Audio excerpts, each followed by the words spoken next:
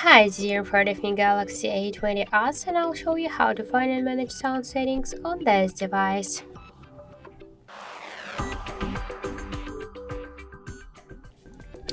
So let's first launch the settings app, and now we should tap to the sound and vibration. So here we'll see sound, vibration, and mood modes. Just to activate them, you should select one from these available modes. In mood mode, you can use the temporary mode and sound mode to use the vibration while ringing.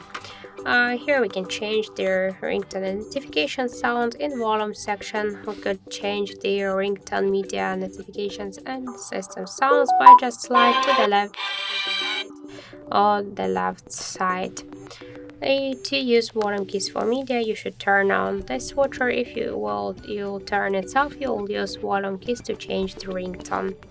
So let's go back to change call vibration and notification vibration buttons. We got here the same settings, so just to change them, select one from these patterns.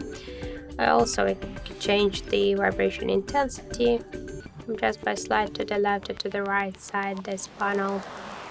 Also, in system sound and vibration control, just we could turn on and turn off the touch interactions, screen lock and lock charge and dial buttons, and keyboard sounds, and the same vibration settings.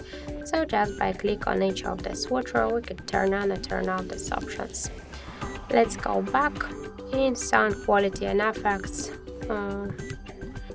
We got the Dolby Atom settings, and to use the separate up sounds, you could use this switcher.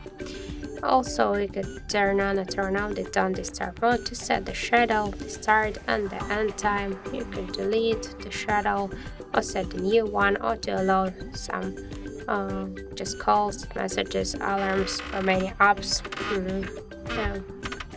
or contacts.